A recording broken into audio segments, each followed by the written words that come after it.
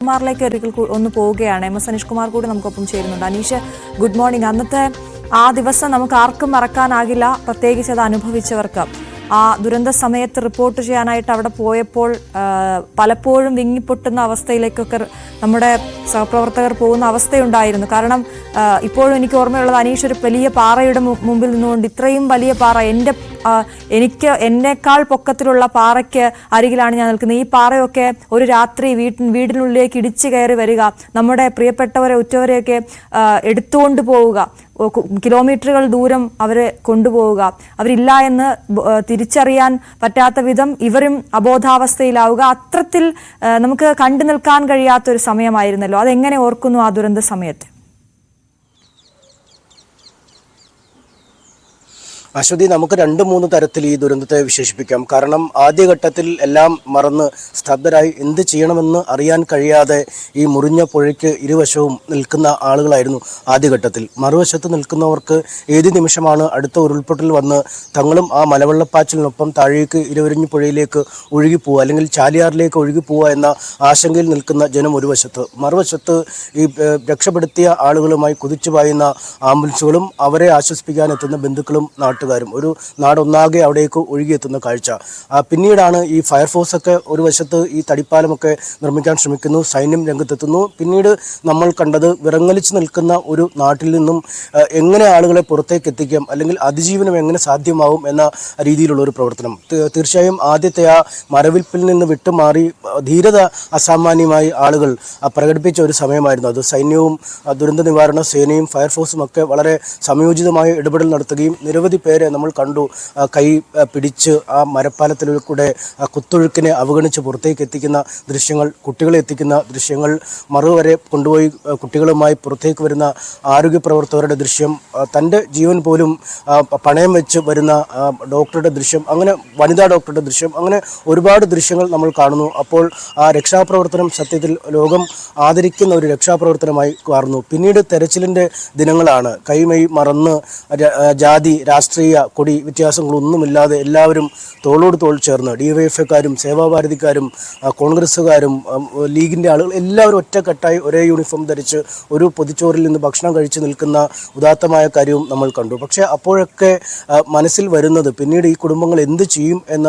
ചോദ്യം തന്നെയായിരുന്നു. നേരത്തെയും പലവട്ടം ഈ മേഖലകളിൽ ഉരുൾപൊട്ടൽ ഉണ്ടായിട്ടുള്ളതാണ്.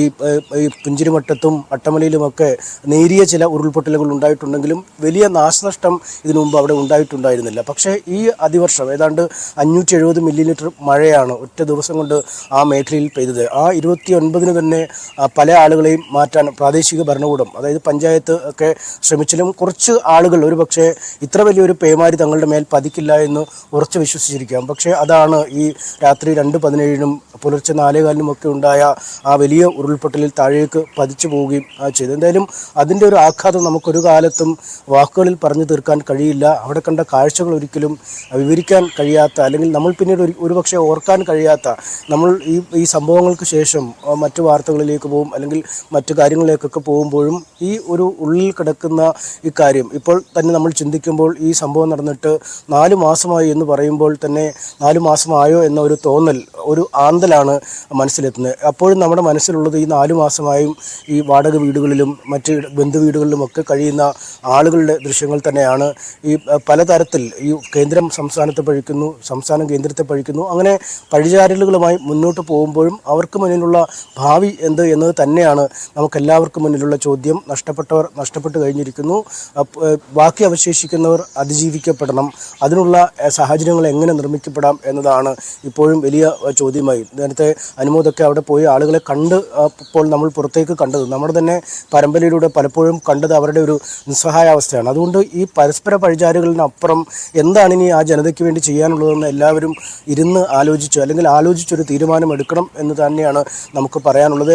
ഈ പലയിടത്തും ഒരുപാട് സംഘടനകളും ഒരുപാട് പ്രസ്ഥാനങ്ങളുമൊക്കെ സഹായവുമായി രംഗത്തെത്തിയിരുന്നു. കാരണം വീടുകൾ നൽകാമെന്നും മറ്റ് കൃഷിയിടം നൽകാമെന്നും ഒക്കെ വാഗ്ദാനം ചെയ്ത് ഒരുപാട് പേർ രംഗത്തെത്തിയിരുന്നു. പലരും കോടിക്കണക്കിന് രൂപ പിരിവ് എടുത്ത് അവരുടെ ബാങ്ക് അക്കൗണ്ടുകളിൽ സൂക്ഷിച്ചിരിക്കുന്ന ഒരു കാര്യമുണ്ട്. അതായത് സർക്കാരിൻ്റെ ഉത്തരവ് ഏത് നിമിഷം വന്നാലും പിറ്റേ ദിവസം ഞങ്ങൾ വീട് നിർമ്മാണം ആരംഭിക്കാം, അല്ലെങ്കിൽ അടുത്ത ദിവസം അതിജീവനത്തിനുള്ള അടുത്ത പടി ആരംഭിക്കാം എന്ന് സന്നദ്ധരായി നിൽക്കുന്ന ആളുകൾ പോലുമുണ്ട്. അതുകൊണ്ട് അത്തരത്തിലൊരു ഏകോപനം, ഈ കേന്ദ്ര സഹായത്തെ മാത്രം പ്രതീക്ഷിച്ചുകൊണ്ടുള്ള ഒരു ഇരിപ്പ്, അല്ലെങ്കിൽ ഈ ഹൈക്കോടതിയിലും മറ്റും ഈ ഭൂമി ഏറ്റെടുപ്പുമായി ബന്ധപ്പെട്ട നിയമ കുരുക്കുകൾ അഴിക്കാനുള്ള വേഗത, ഇതൊക്കെ കുറച്ചുകൂടി ഊർജിതപ്പെടുത്തേണ്ടതുണ്ട് എന്ന് തന്നെയാണ് ഈ വയനാട്ടിലെ ജനപ്രതിനിധികളടക്കം ആവശ്യപ്പെടുന്നത്. കേരള സമൂഹം ഒന്നടങ്കം ആവശ്യപ്പെടുന്നതും അതുതന്നെയാണ്. കാരണം സമാനതകളില്ലാത്ത ഒരു ദുരന്തമാണ്, കേരളം ഇന്നുവരെ കണ്ടിട്ടില്ലാത്ത ഒരു ദുരന്തമാണ് ഉണ്ടായത്. അതുകൊണ്ട് നമ്മൾ മുൻ മാതൃകകൾ, ആ മാതൃകയിലുള്ള പുനരധിവാസമായിരിക്കരുത് ഉണ്ടാവേണ്ടത്. അതിനേക്കാൾ കടന്ന് നാളെ പറയണം ഈ ചൂരൽമലയോട് കേരളം എന്താണ് ചെയ്തത്, അല്ലെങ്കിൽ എങ്ങനെയാണ് അവരെ പുനരധിവസിപ്പിച്ചത് എന്ന് നാളത്തെ സമൂഹം അല്ലെങ്കിൽ നാളത്തെ കുട്ടികൾ ചൂണ്ടിക്കാണിക്കണം. അതിനായി എല്ലാം മറന്ന് വീണ്ടും ഒരിക്കൽ കൂടി നമ്മുടെ ആളുകൾ ഒന്നിക്കണം എന്ന് തന്നെയാണ് ആ ദുരന്തഭൂമിയിലെ ആ നടുക്കുന്ന ഓർമ്മകൾ ഇപ്പോൾ എൻ്റെ മനസ്സിലേക്ക് എത്തുമ്പോഴും എനിക്കും പറയാനുള്ളത്. അശ്വതി, അതാണ് അനീഷ് പറഞ്ഞതുപോലെ അനുമോദിലേക്ക് ഒരിക്കൽ കൂടി പോകുമ്പോൾ അനുമോദ നമുക്ക് ചെയ്തു കൊടുക്കാൻ പറ്റുന്നത് എന്ത് എന്നുള്ളതിന് അത് പരിമിതമായ കാര്യങ്ങളാണ്. അവർക്ക് നഷ്ടമായതെല്ലാം നമുക്ക് തിരിച്ചു കൊടുക്കാൻ കഴിയില്ല. പക്ഷേ ഒപ്പമുണ്ട് എന്ന് പറയുകയും അവർക്ക് എന്ത് ചെയ്തു കൊടുക്കാൻ കഴിയുമെന്നും ഒക്കെ സർക്കാർ തലത്തിലൊക്കെ ആലോചനകളൊക്കെ നടന്നല്ലോ. ഇപ്പോൾ അത് എവിടെ എത്തി നിൽക്കുന്നു, എന്താണ് നിലവിൽ അതിന്റെ സ്ഥിതി? കേന്ദ്ര സർക്കാരിന്റെ ആണെങ്കിലും സംസ്ഥാന സർക്കാരിൻ്റെതാണെങ്കിലും അതിനെ എങ്ങനെയാണ് ചൂരൽമലക്കാർ, മുണ്ടക്കൈക്കാർ നോക്കിക്കാണുന്നത്? ഏറ്റവും പ്രധാനമായിട്ടുള്ളത് പുനരധിവാസം തന്നെയാണ്. നിലവിൽ സർക്കാരിൻ്റെ സഹായത്തിൽ ആദ്യഘട്ടത്തിൽ എത്ര പേർക്ക് ഈ ഒരു പുനരധിവാസത്തിൻ്റെ പട്ടികയിൽ ഉൾപ്പെടുത്തണമെന്നതിൻ്റെ ഒരു അന്തിമ രൂപമാണ് വന്നിരിക്കുന്നത്. അതിൽ ഏകദേശം ഒരു 500-ലധികം എന്നാണ് പഞ്ചായത്ത് ആവശ്യപ്പെടുന്നൊരു കണക്ക്. പക്ഷേ അത് സംബന്ധിച്ചുള്ള അന്തിമ തീരുമാനം വരേണ്ടതുണ്ട്.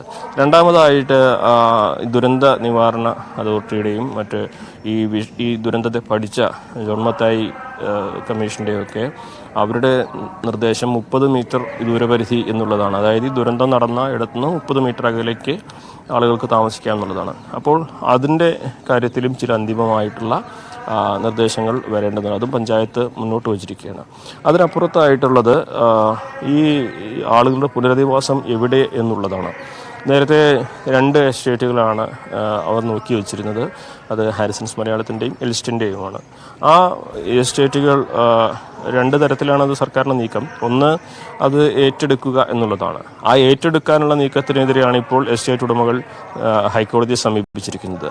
അപ്പോൾ അത് പണം നൽകി വാങ്ങണം എന്നൊരു നിർദ്ദേശമാണ് പൊതുവെ ഉയരുന്നത്. അതായത് ഈ ഏറ്റെടുക്കാനുള്ള നടപടികളൊക്കെ പോകുമ്പോൾ അത് നിയമക്കുരുക്കിലേക്ക് പോകും. അതൊരിക്കലും അത്ര വേഗത്തിൽ പരിഹരിക്കുന്നൊരു പ്രശ്നമാകില്ല.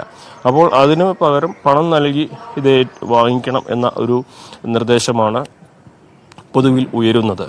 അതോടൊപ്പം തന്നെ ഈ പുനരധിവാസത്തിലെ പ്രതിസന്ധികൾ ഇങ്ങനെ നീണ്ടുപോകുമ്പോൾ ചിലരുടെ ഭാഗത്തു നിന്നും വരുന്ന മറ്റൊരു നിർദ്ദേശമായിട്ടുള്ളത് ഈ ദുരന്തത്തിനിരയായ ആളുകൾക്ക് ഇത്ര ലക്ഷം രൂപ നൽകി അവരുടെ ഇഷ്ടത്തിന് അവരെവിടെയാണെങ്കിലും സ്ഥലം വാങ്ങിച്ച് വീട് വെച്ച് താമസിക്കട്ടെ എന്നുള്ളതാണ്. പക്ഷെ അത് ഒരു ചർച്ചയിൽ വന്ന ഒരു നിർദ്ദേശം മാത്രമായിട്ടാണ് ഇപ്പോഴും ശേഷിക്കുന്നത്. അങ്ങനെ ഈ പുനരധിവാസത്തിൻ്റെ പല ഘട്ടങ്ങളിലാണ് ഇപ്പോഴും ഉള്ളത്. പക്ഷേ ഇവിടെ മറ്റൊരു പ്രധാന പ്രശ്നം, സർക്കാരിന് ഈ സഹായമായിട്ട് വീട് വെച്ച് കൊടുക്കാമെന്ന വാഗ്ദാനം നൽകിയവരൊക്കെ ഉണ്ട്. അവരൊക്കെ ഇപ്പോൾ ഇനി ഇതിന്ന് പിന്മാറുമോ എന്നൊരു ആശങ്കയാണ് നിലവിലുള്ളത്. കാരണം അവരുമായിട്ടൊരു കമ്മ്യൂണിക്കേഷൻ പലപ്പോഴും നടക്കുന്നില്ല എന്നുള്ളതാണ്. കാരണം ഭൂമി കണ്ടെത്തുന്നതിലെ കാലതാമസമാണ് അതിൻ്റെ പ്രധാന പ്രശ്നമായിട്ടുള്ളത്. അപ്പോൾ ഇത്തരത്തിൽ എണ്ണമറ്റ വിഷയങ്ങൾ അവിടെയുണ്ട്. അവരുടെ പുനരധിവാസം, അവരുടെ തൊഴിൽ, അവരുടെ സ്വത്ത് സംബന്ധിച്ചുള്ള കണക്കെടുപ്പ്. അതായത് ഇപ്പോഴും കൃഷിഭൂമിയൊക്കെ നഷ്ടപ്പെട്ടവർക്ക് ഒരു കണക്കെടുപ്പ് അവിടെ ഉണ്ടായിട്ടില്ല. എത്ര ഏക്കർ ഭൂമി പോയെന്നോ എത്ര നാശനഷ്ടം ഉണ്ടായെന്നതിൻ്റെ ഒരു കണക്കെടുപ്പ് അവിടെ ഉണ്ടായിട്ടില്ല. അങ്ങനെ ഈ അതോടൊപ്പം തന്നെ ഏറ്റവും പ്രധാനപ്പെട്ട പ്രശ്നമാണ് ബാങ്ക് വായ്പ. പലപ്പോഴും ബാങ്ക് വായ്പകൾ എടുത്തവരൊക്കെ നാളെ തിരിച്ചടയ്ക്കേണ്ടി വരും എന്നുള്ളൊരു ബോധ്യത്തിൽ തന്നെയാണുള്ളത്. പക്ഷേ എങ്ങനെ തിരിച്ചടയ്ക്കുമെന്ന് അവർക്കറിയില്ല. അപ്പോൾ ആ കടങ്ങൾ, ബാങ്ക് വായ്പകൾ എഴുതി തള്ളുവാൻ കേന്ദ്ര സർക്കാർ, സംസ്ഥാന സർക്കാരും ഒരുമിച്ച് ആലോചിച്ച് തീരുമാനിക്കേണ്ട ഒരു സാഹചര്യമുണ്ട്. പുനരധിവാസത്തിൻ്റെ കാര്യത്തിൽ എന്ന പോലെ ഇതിലും ഒരു പ്രത്യേക താല്പര്യം സർക്കാരുകൾ എടുക്കേണ്ടതായിട്ടുണ്ട്. അങ്ങനെ നിരവധി പ്രായോഗിക തലത്തിൽ പരിഹരിക്കേണ്ടതായ പ്രശ്നങ്ങൾ അനവധിയായിട്ടാണ് അവിടെ മുൻപിലുള്ളത്. ഇതിനെല്ലാം അപ്പുറത്ത് അവർക്ക് നൽകേണ്ട മാനസിക പിന്തുണ, അവർക്ക് തുടർച്ചയായ ചികിത്സകൾ ആവശ്യമുണ്ട്, മാനസിക പിന്തുണ നൽകേണ്ടതുണ്ട്, മരുന്നുകൾ കഴിക്കേണ്ടതുണ്ട്. അപ്പോൾ ഇവർക്കൊക്കെ ഇപ്പോൾ സന്നദ്ധ സംഘടനകളുടെ സഹായത്താലാണ് പലരും ഇതൊക്കെയായിട്ട് മുന്നോട്ട് പോകുന്നത്. അപ്പോൾ അതിനൊക്കെ അപ്പുറത്തേക്ക് കുറച്ച് ദിവസങ്ങൾ കഴിയുമ്പോൾ എല്ലാവരും സാധാരണ അവസ്ഥയിലേക്ക് എത്തും. ദുരന്തത്തിൽ എല്ലാം നഷ്ടപോയവർ മാത്രമാവുന്നൊരവസ്ഥ വരും, അവർ ഒറ്റപ്പെട്ടു പോകുന്നൊരു സാഹചര്യം വരും.